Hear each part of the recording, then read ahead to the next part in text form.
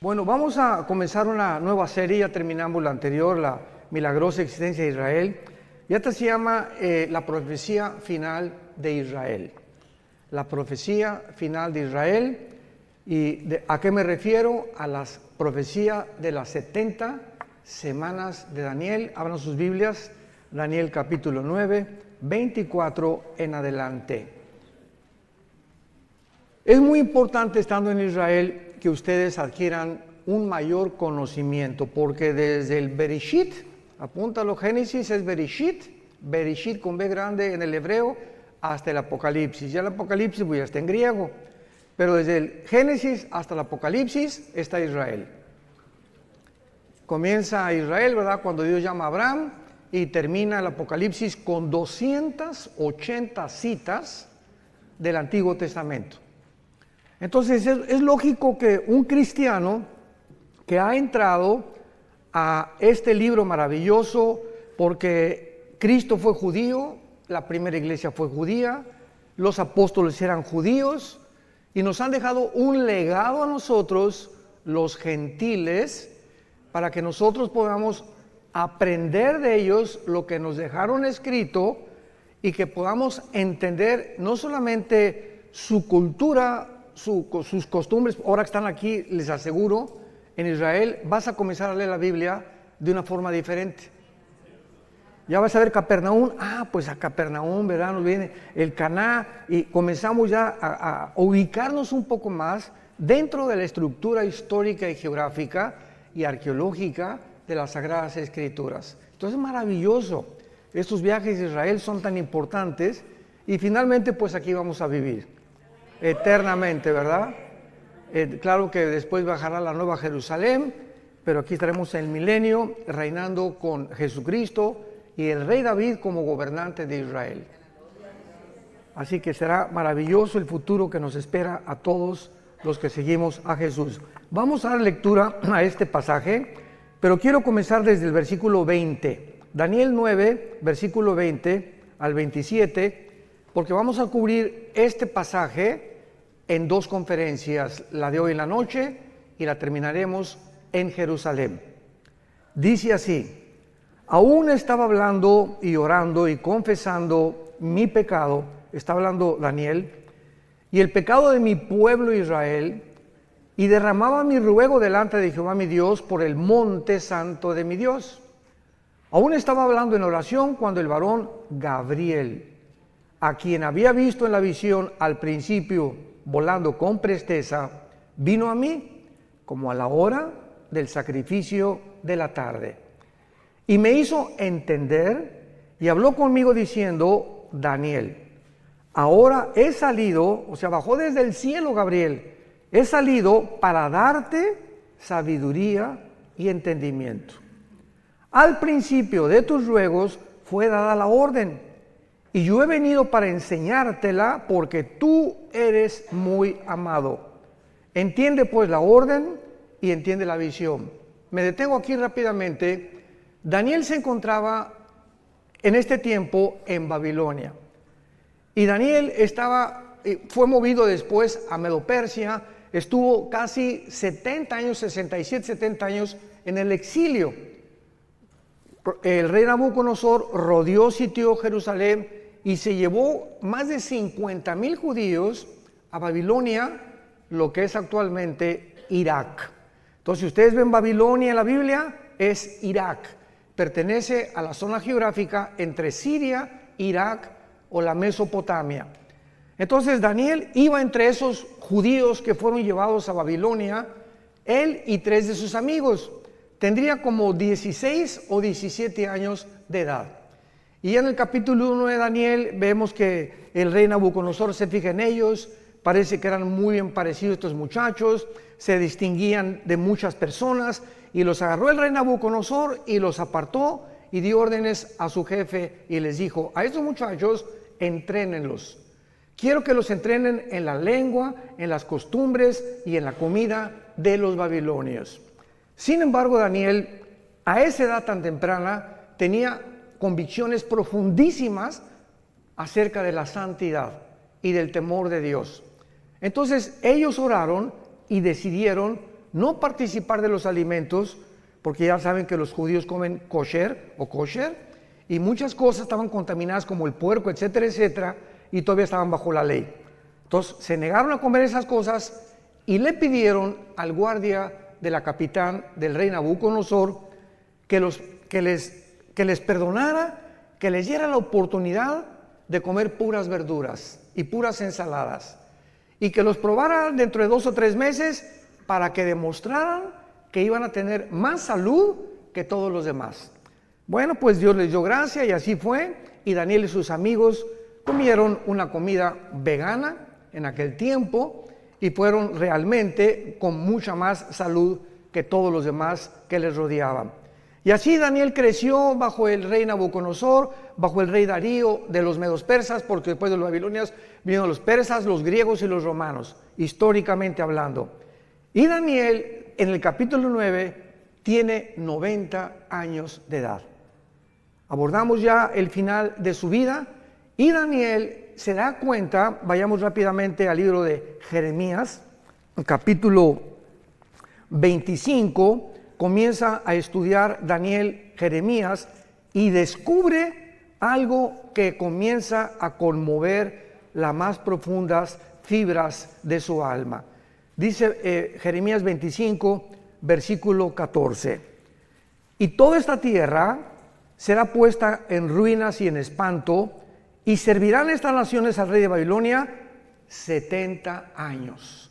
Y cuando sean cumplidos los 70 años, castigaré al rey de Babilonia y aquella nación por su maldad, ha dicho Jehová, y la tierra de los caldeos, y la convertiré en desierto para siempre. Daniel descubre que la cautividad babilónica está a punto ya de cumplirse. Y dice, bueno, 70 años ya, estamos casi en el año 69.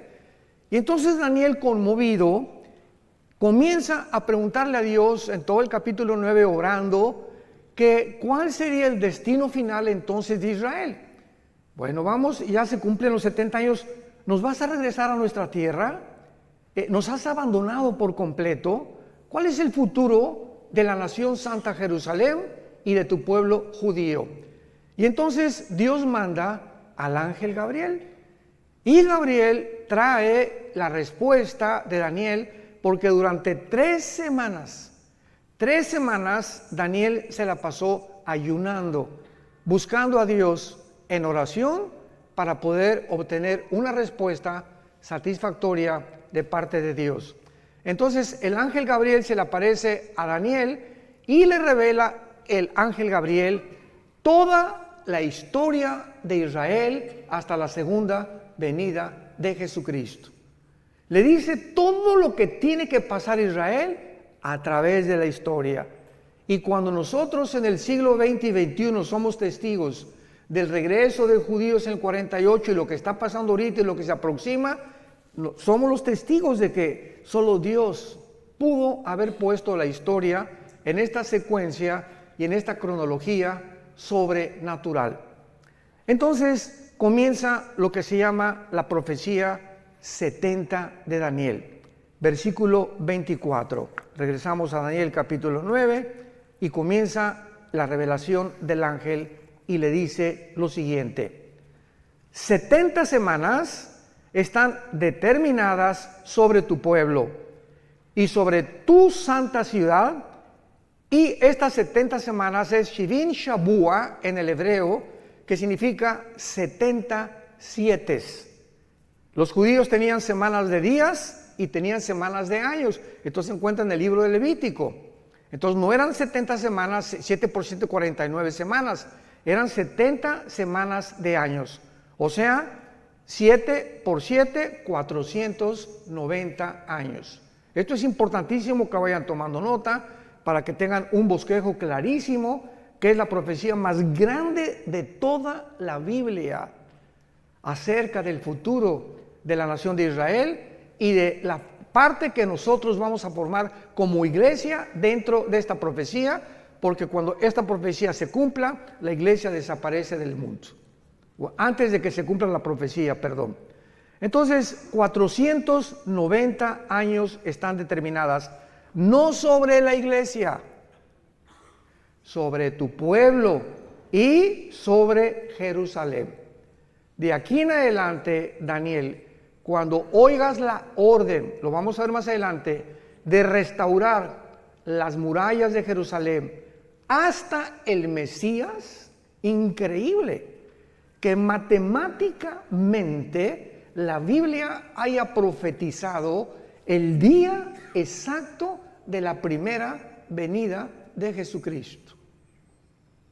Desde que se ordene la restauración de las murallas de Jerusalén hasta el Mesías habrá 483 años. Entonces, ¿cuántos años faltan? 7 para los 490, que son los 7 años de la tribulación, como lo vamos a ver. Por eso cuando estudiamos la Biblia y ¿cuándo vendrá Cristo? Antes de la tribulación, o pasará a la iglesia la tribulación, es ignorar la profecía 70 de Daniel. Entonces hay cantidad de gente que se atreve a predicar barbaridades sin tener las bases claras de las profecías bíblicas. 70 semanas están determinadas sobre los judíos y sobre Jerusalén. Número 1, veamos las 6 cosas que se tienen que cumplir. Número 1, para terminar la prevaricación. 2, poner fin al pecado. 3, expiar la iniquidad. 4, traer la justicia perdurable. 5, sellar la visión y la profecía. Y 6, y ungir al Santo de los Santos. Sabe pues, le dice el ángel, y entiende que desde la salida de la orden para restaurar y edificar Jerusalén hasta el Mesías habrá 7 semanas y 62 semanas, y se volverá a edificar la plaza y el muro en tiempos angustiosos, y después de las de 62 semanas se quitará la vida al Mashiach, a Mashiach, a Mashiach, como dicen en hebreo, mas no por sí. Y el pueblo de un príncipe que ha de venir destruirá la ciudad y el santuario, y su fin será con inundación. Hasta el fin de la guerra durarán las devastaciones. Y por otra semana, o sea, por 7 años, que una semana tiene 7 años, confirmará el pacto con muchos. A la mitad de la semana hará cesar el sacrificio y la ofrenda. Después, con la muchedumbre de las abominaciones, vendrá el desolador, que es el anticristo. Lo vamos a ver todo esto, hasta que venga la consumación y lo que está determinado se derrame sobre el desolador. Así pues, esta profecía que se conoce como la profecía de las 70 semanas de Daniel, es revelada al profeta Daniel para que él pueda conocer claramente qué es lo que Dios tiene destinado para esta nación de Israel. Y esta es la razón por la cual nosotros como cristianos sabemos que después de la guerra del 48 que regresaron ellos, para que esto se cumpliera, Israel tenía que regresar. Si no hubiera regresado Israel en el 48, ninguna profecía de los últimos tiempos, todas relacionadas con la nación de Israel, no se hubieran podido cumplir. Entonces, el hecho que hayan regresado el 14 de mayo del 48 y esta nación se haya convertido en un estado libre, independiente y soberano en un día, el fenómeno ya lo vimos, más grande de la historia, ninguna nación en un día se ha conformado, nos habla que comienza el reloj, la cuenta regresiva de Dios. Ya más adelante veamos que Cristo profetiza, ¿verdad?, la señal de la higuera, que cuando la higuera reverdezca, que es Israel, no pasará una generación sin que esto o estas profecías se cumplan. Muy bien, ahora veamos los detalles punto por punto de esta profecía. 6 cosas le menciona el ángel Gabriel para que se cumplan los 490 años. Número 1, terminar la transgresión. Hay un grupo, quiero explicar esto, hay un grupo de cristianos, hermanos nuestros, y pues hay algunas perspectivas diferentes en muchos pasajes de la Biblia, no esenciales ni relacionados con la salvación. Por ejemplo, Dentro del cristianismo hay cristianos que creen que se pierde la salvación. Y si tú crees que se pierde la salvación y yo no creo que se pierda la salvación, es una doctrina no esencial, aunque va a detener el desarrollo de tu comprensión de muchas cosas, pero nos vamos a ver en el cielo. Finalmente, ¿no? Hay cristianos que creen que todos tienen que hablar en lenguas y otros que no, que el don de lenguas es para ciertas personas. Y si tú sigues creyendo eso, digo, vuelvo a repetirte, ¿no? Vas a tener que algún día recuperar la razón y entender que no es así, porque es clarísima 1 Corintios 12, que Dios reparte en particular como Él quiere, ¿no? Pero nos vamos a ver en el cielo también, de todas maneras. Entonces, hay cristianos que creen que esta profecía ya se cumplió y que dicen, bueno, pero ¿cómo es posible que cuando Cristo muere en la cruz no se haya cumplido la expiación de la iniquidad, la transgresión de Israel, poner fin al pecado, etcétera, etcétera? Porque esto tiene que haberse cumplido cuando Cristo se cumplió para gentiles y judíos. ¿Cuál es el problema o cuál es la razón por la cual hay una parte del cristianismo que interpreta de esta manera esta profecía? Es muy fácil la respuesta. Se llaman o cristianos reformados o dispensacionalistas.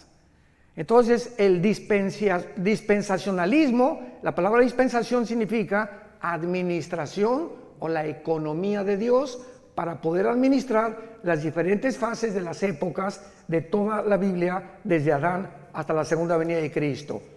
Entonces, estos hermanos enseñan claramente de que Israel ya pasó, que ya Dios no tiene nada que ver con Israel, que llegó a la iglesia y la iglesia tomó el lugar de Israel, y que la iglesia va a reinar y va a vencer el mal antes de que Cristo venga, y que va a haber una gran Argentina para Cristo, no sé cuándo han oído eso, México para Cristo, España para Cristo. La Biblia no habla de ningún avivamiento mundial antes que venga Cristo. Los avivamientos que va a haber antes que venga Cristo, el arrebatamiento, van a ser como el de Asbury. Hace poco vieron ustedes en Kentucky, ¿no? Que una iglesia comenzaron los muchachos sin ninguna expectativa de nada, comenzaron a cantar la guitarra y comenzó un espíritu, cayeron al suelo los muchachos, llore y llore, no hubo manifestaciones de nada, ni locuras de nada, y las muchachas, y comenzaron a arrepentirse y a pedirle perdón a Dios por los pecados, y duró como casi un mes, y la gente del mundo estaba absorta, asombrada de que miles de muchachos estaban pidiéndole a Dios y consagrándose a Cristo sin ningún mensaje de exhortación de ningún pastor. Fue una obra completamente del Espíritu Santo. Ese es un avivamiento. Entonces, así como sucedió ahí, va a suceder en pequeñas iglesias en el mundo. Hay un remanente en todas las iglesias, hay un remanente de verdaderos cristianos santos y que siguen a Jesucristo. Así como en todas las iglesias del mundo entero, casi la mayoría de los que asisten no son cristianos, personas que nunca se han arrepentido de sus pecados, pero van a la iglesia y diezman y hacen esto y el otro, y vuelvo a repetir, de lunes a viernes viven como el anticristo. Jamás sin tener fruto, siguen con su amante, siguen con la fornicación, siguen con esto, siguen con por aquí, por allá, y se dicen cristianos. Pero esto está escrito, que la maldad tenía que crecer dentro de la iglesia, iba a leudar la vida de muchos cristianos, que iban a ser arrastrados por el mundo, y cuando venga Cristo se quedarán en el arrebatamiento, y ahí descubrirán que nunca realmente siguieron a Jesús. Muy bien, entonces cuando la Biblia dice que se va a terminar la transgresión, Dios no ha terminado con Israel. Siempre que he tenido discusiones en programas de televisión o en entrevistas, le digo a mis hermanos pastores que discuten o que alegan o que tenemos debates, Romanos 9, Romanos 10 y Romanos 11 son 3 capítulos suficientes en el Nuevo Testamento para testificar que Dios no ha acabado con Israel. Cristo rechazó a Israel y están en la banca. Y estamos en el partido, la iglesia, ahorita estamos ahí en el Estadio Azteca jugando. Pero va a tocar el silbatazo el árbitro y vamos a salir todos los que participamos en el juego y la banca va a entrar al partido final, que es Israel en la tribulación. Entonces Dios no ha terminado con Israel. No es cierto que la iglesia haya ocupado el lugar de Israel, porque Israel fue una nación o una entidad completamente diferente. Jehová el Padre era el esposo de Israel. Todo esto es simbólico. La iglesia es la novia de Cristo. Israel nunca fue la novia de Cristo. Israel nunca estuvo en el cuerpo de Cristo. Israel nunca fue enterrada y resucitada y sepultada porque el Mesías no había venido.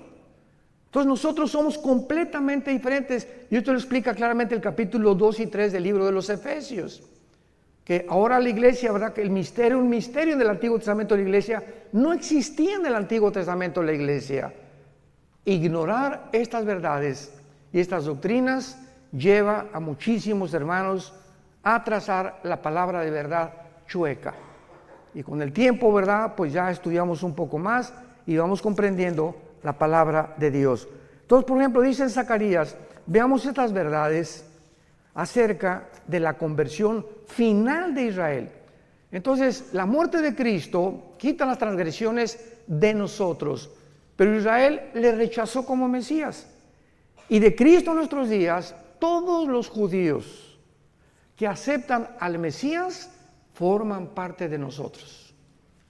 Forman parte de la iglesia. Se les llama judíos mesiánicos. ¿Se acuerdan de la barca, el que comenzó a cantar? Era judío y no le dio vergüenza, gloria a Dios. Y enfrente de todos, yo soy judío mesiánico. Creo que Jesús es el Mesías. Y como él se calcula que hay actualmente 185,000 judíos de papá y de mamá, que creen que Jesucristo es el Mesías. Pero finalmente, o sea, es un remanente. Pero esos judíos que se llaman mesiánicos forman parte de la iglesia, porque ahora en la iglesia no hay judío, ni griego, ni gentil, ni español. Ahora somos todos el mismo cuerpo de Cristo. Ya no hay acepción de personas. En el Antiguo Testamento solamente los judíos. En el Nuevo Testamento de todas las nacionalidades del mundo. Pero Dios no ha terminado con Israel. Y vemos en Zacarías 12 de qué forma la Biblia nos muestra claramente que en la segunda venida de Cristo se van a arrepentir. Dice así, Zacarías 12, 10 y 11. Y derramaré, está hablando de todo este pasaje, Zacarías 12, 13 y 14, habla de la segunda venida y del Armagedón y del tiempo del milenio. Derramaré sobre la casa de Israel, dice la Biblia, espíritu de gracia y de oración sobre la casa de David. Sobre la casa de David y sobre los moradores de Catepec, dice. No, ¿verdad? Ni de Toluca. Sobre los moradores de Jerusalén. Espíritu de gracia y oración. Y mirarán a mí, a quien traspasaron.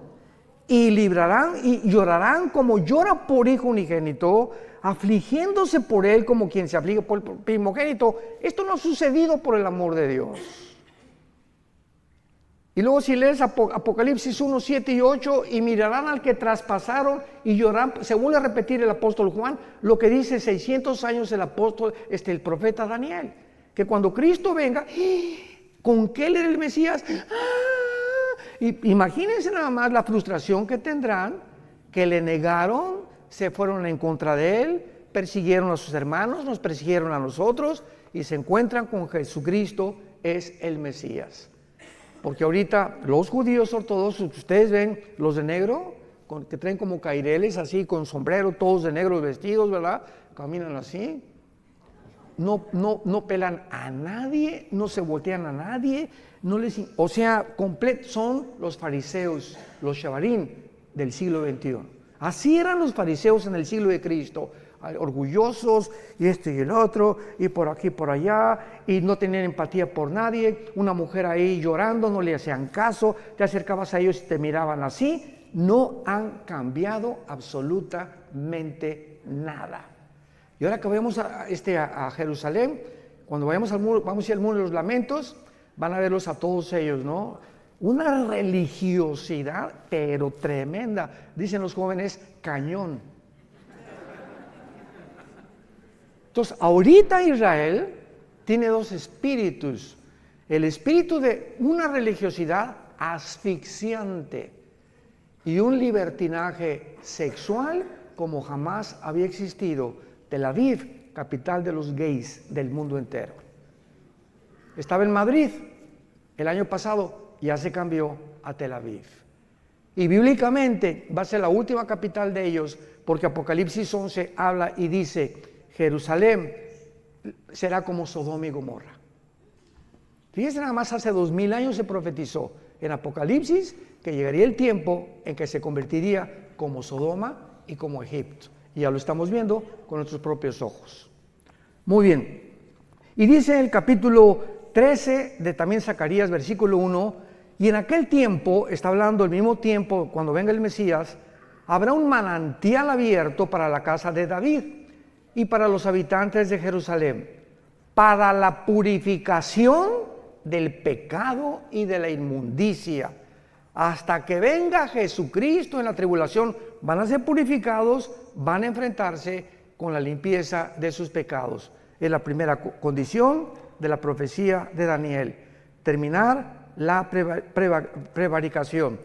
Y en el capítulo 14 de Zacarías, esto es precioso porque habla de la segunda venida de Cristo, Zacarías 14, versículo 4, y se afirmarán los pies, está hablando cuando venga Cristo, en aquel día sobre el monte de los olivos, cuando venga Cristo, ¿dónde va a poner sus pies?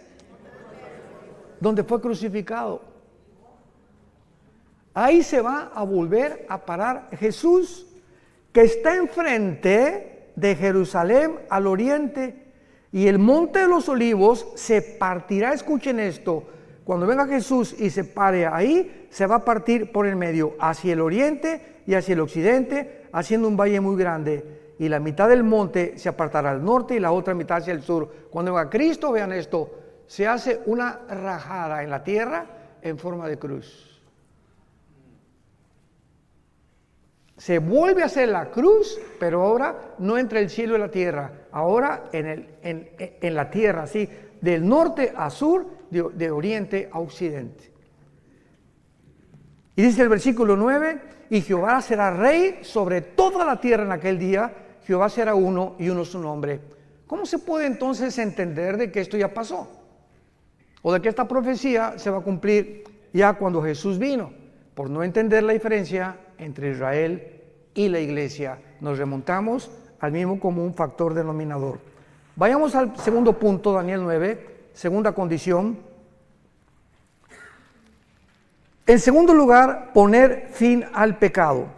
Poner fin al pecado. Vayamos a Jeremías 31, otra profecía para el futuro, para Israel, cuando se les impartirá vida espiritual nueva a los judíos. En el 48, santos de Dios, en el 48, 1948, el siglo pasado, Israel resucitó nacionalmente,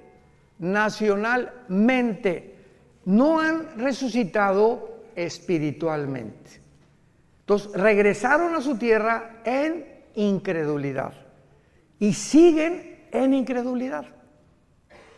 ¿Cuándo todo Israel se convertirá al Mesías? Cuando Jesucristo regrese por segunda vez.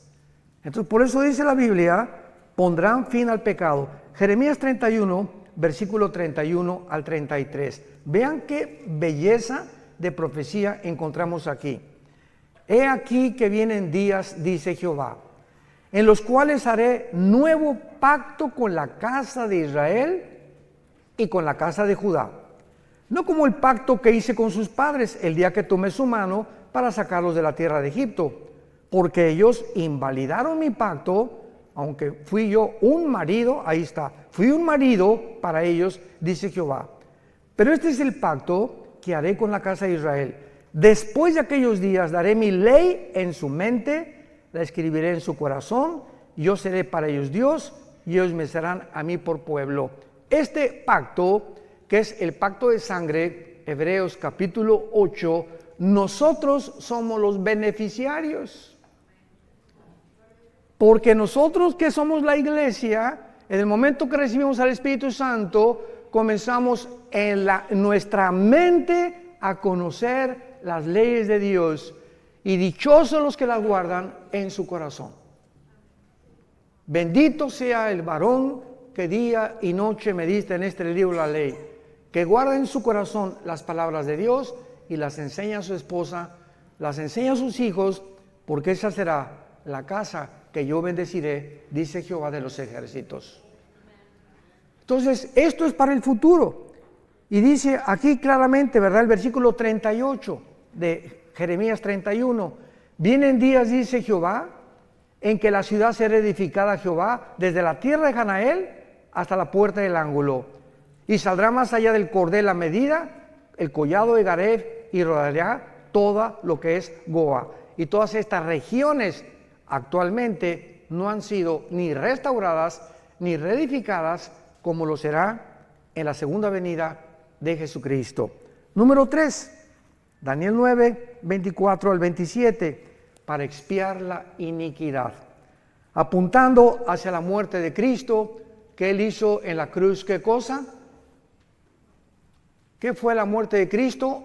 Expiatoria. ¿Qué significa expiatoria? Sacrificial. Cristo muere en la cruz y Él se sacrifica. Tú y yo teníamos que morir. Tú y yo hemos pecado. ¿Qué vas a hacer con tus pecados?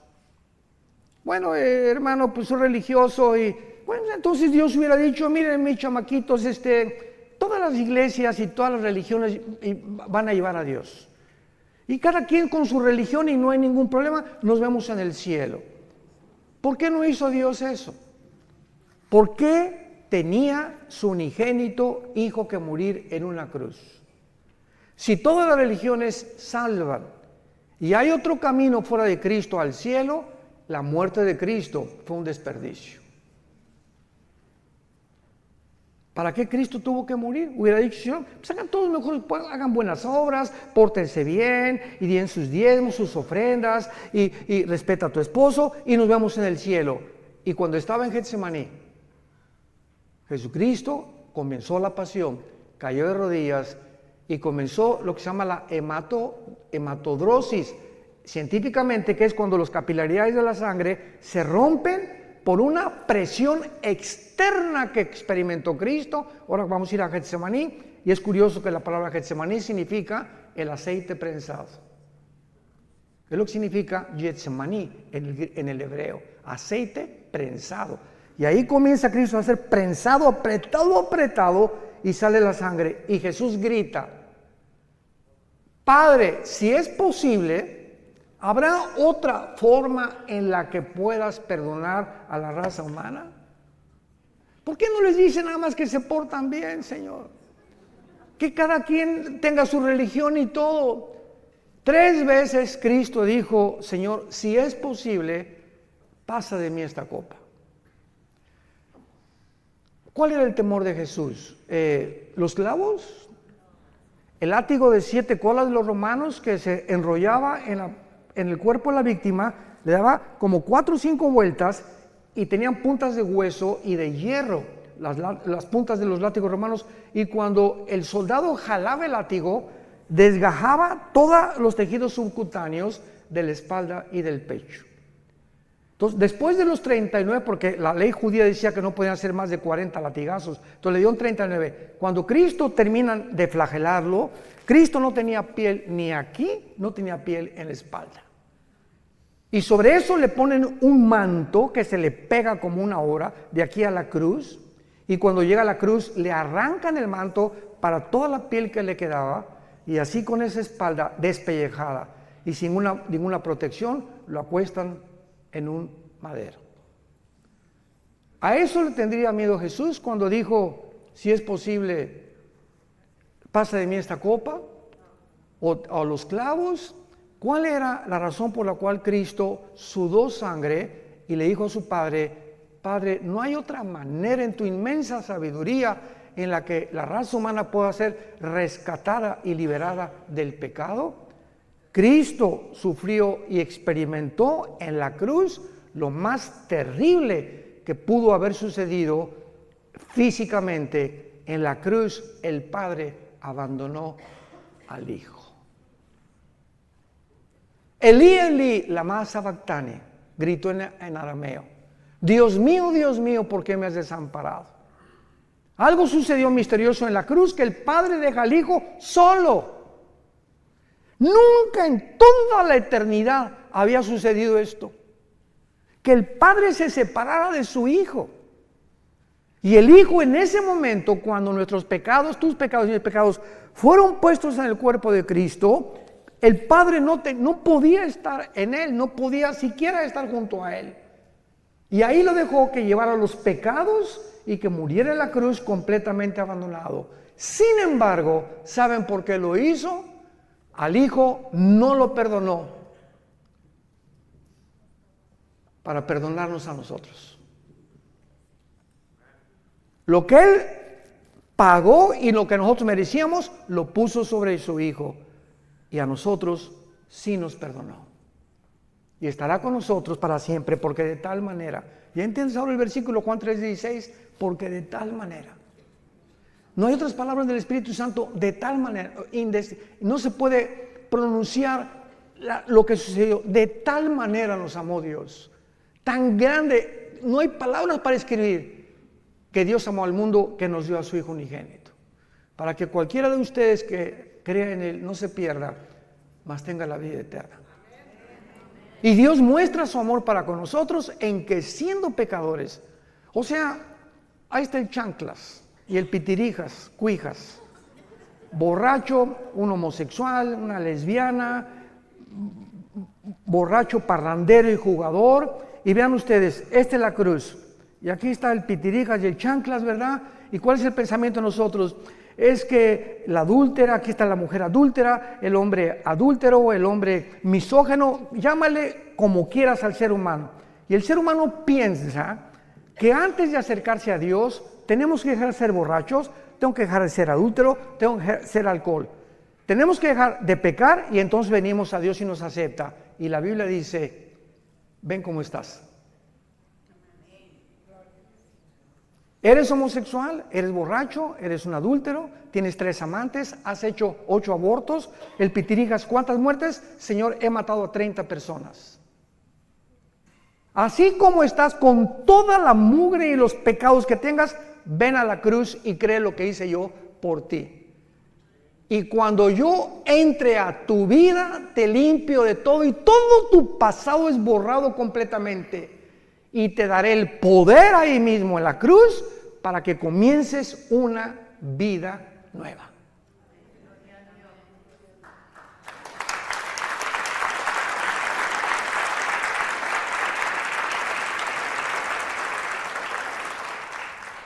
¿Saben ustedes cuál es la palabra que no se encuentra en ninguna religión? Gracia. Esto se llama gracia.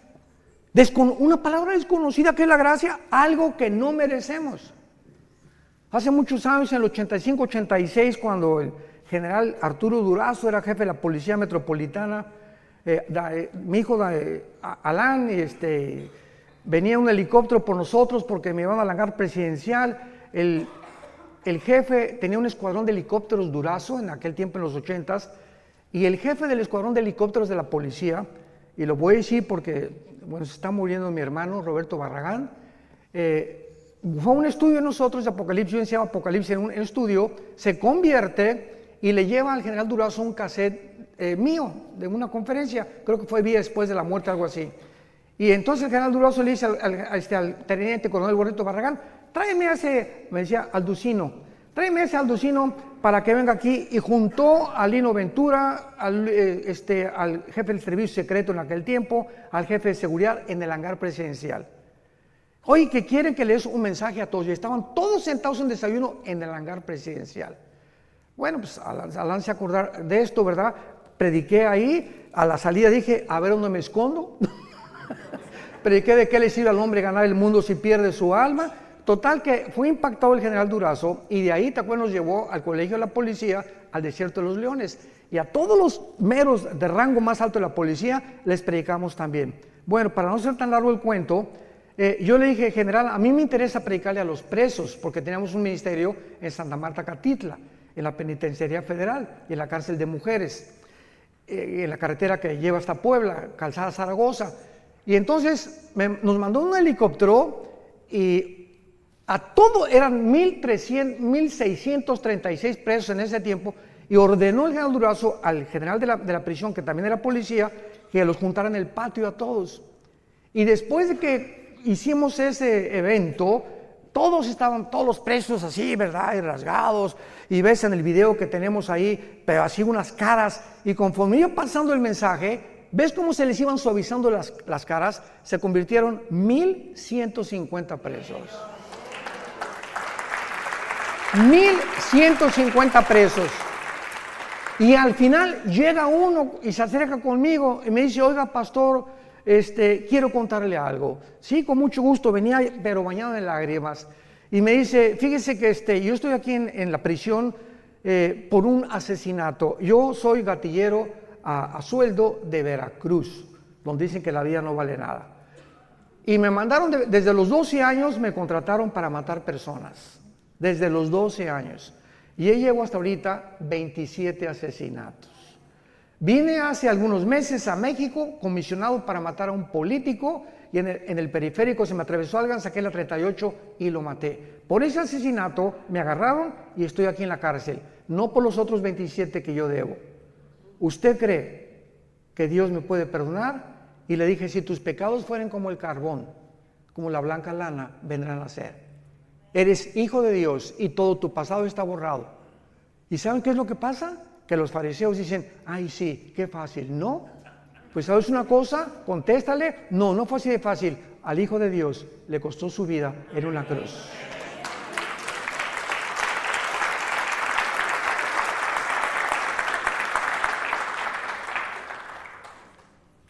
Cuando comprendemos ese amor tan grande, ¿cómo podemos atrevernos a seguir pecando?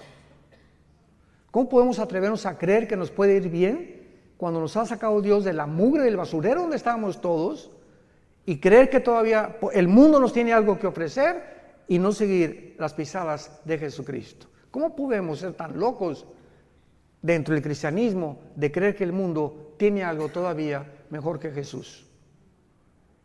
En tercer lugar, dice la Biblia, para expiar la iniquidad. En cuarto lugar, traer la justicia perdurable. Esto se refiere al reinado milenial cuando venga Jesucristo.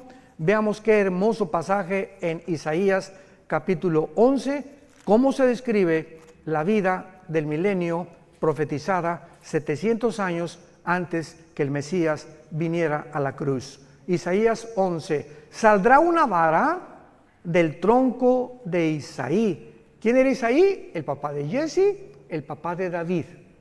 Saldrá, y siempre la Biblia habla como una rama, o como vástago nos habla, que crecemos como un árbol y damos fruto. Y un vástago retoñará de sus raíces y reposará sobre él. Está hablando de Jesús, el Espíritu de Jehová. 1, 2, Espíritu de sabiduría, inteligencia, consejo, poder, conocimiento y temor de Jehová. Son las 7 manifestaciones del Espíritu Santo.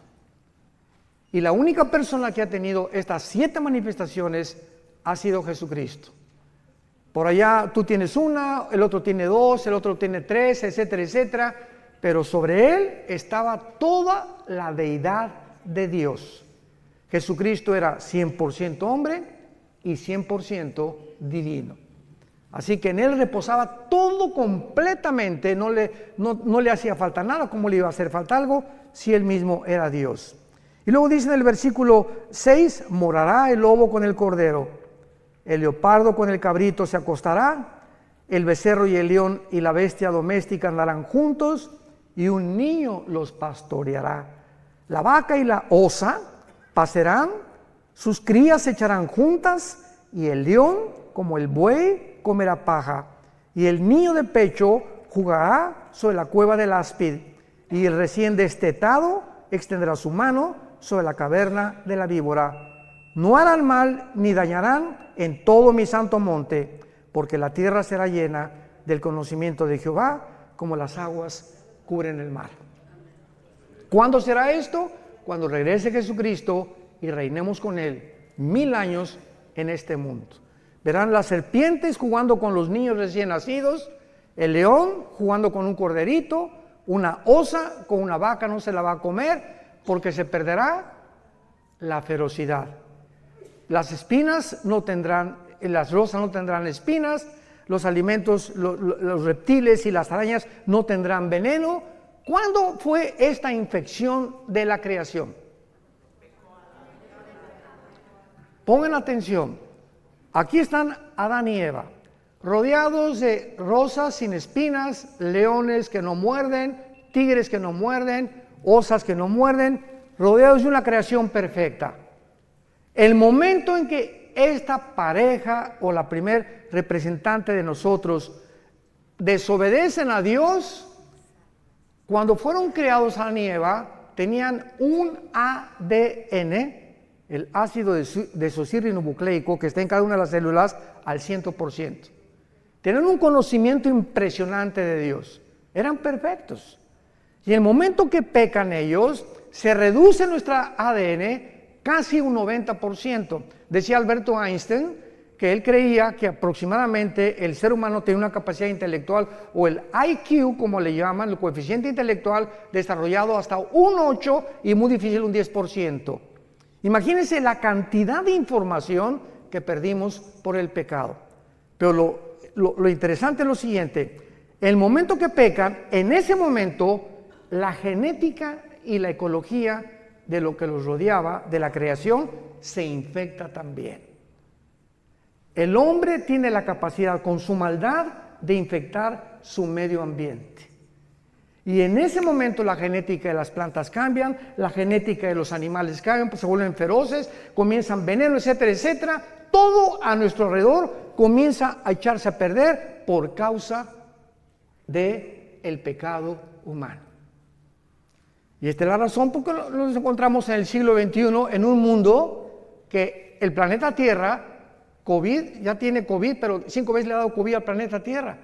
El planeta Tierra es así, no hay aire, no hay alimentos, los mares contaminados, los ríos contaminados, la comida contaminada, ahora comida transgénica, inventando Red Bull, Coca-Cola, Monster, etcétera, etcétera. Cochinada y media hemos acabado con toda la creación.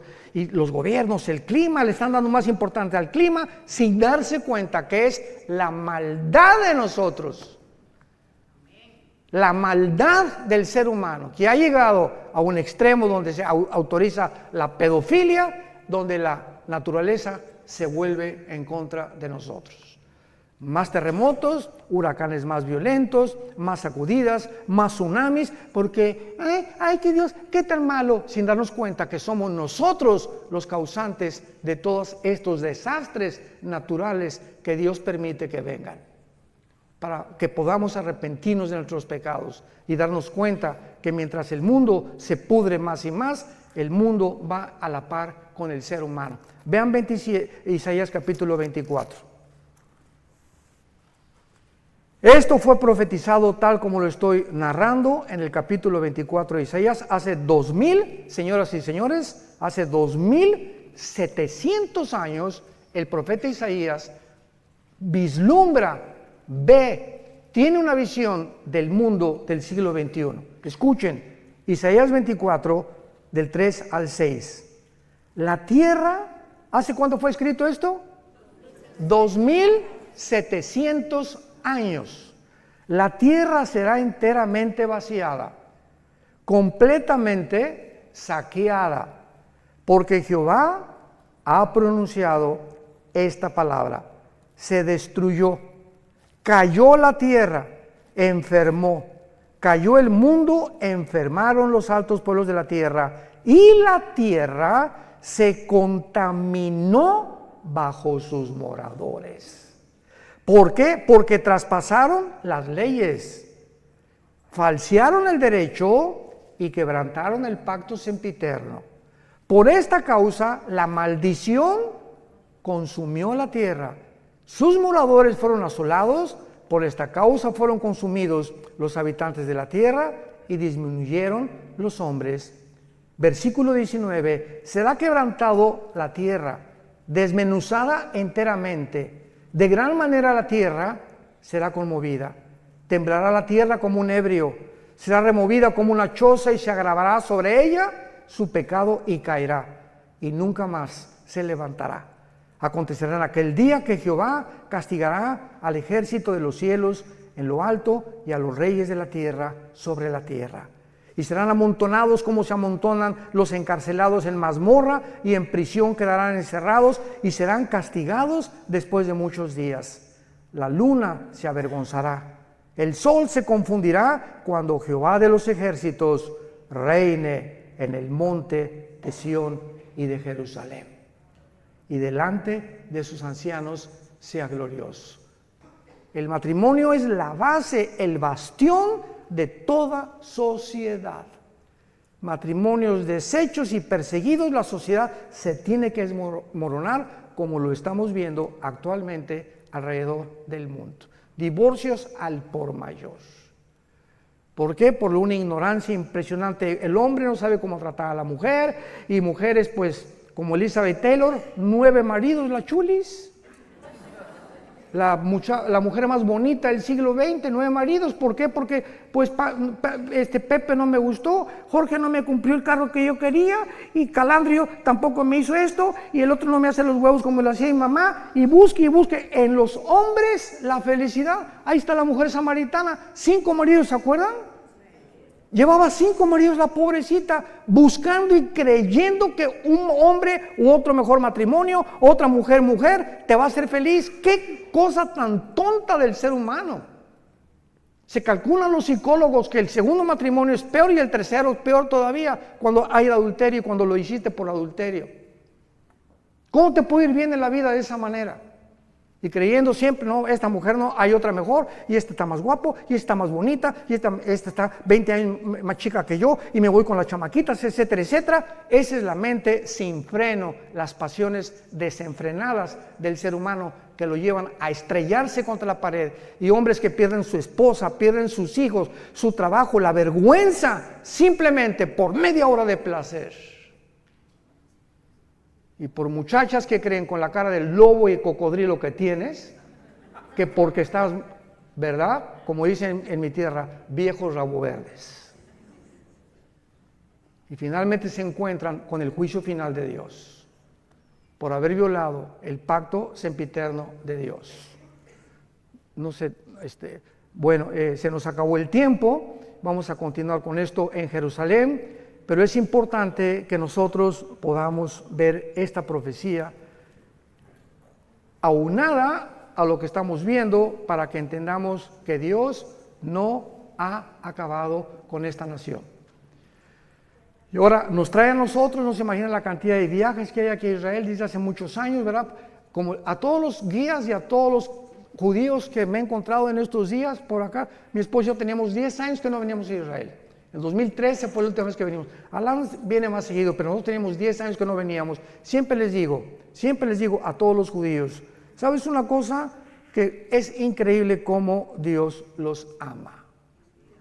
Hoy Alan me presentó al gerente del restaurante, estamos platicando, y me dice, ¿tú qué haces? Le digo, voy a enseñar en la noche el libro de Daniel, las profecías de Daniel, y voy a enseñar que Israel, que Dios no ha acabado con ustedes, y se quedó así, porque él también se llamaba Gabriel.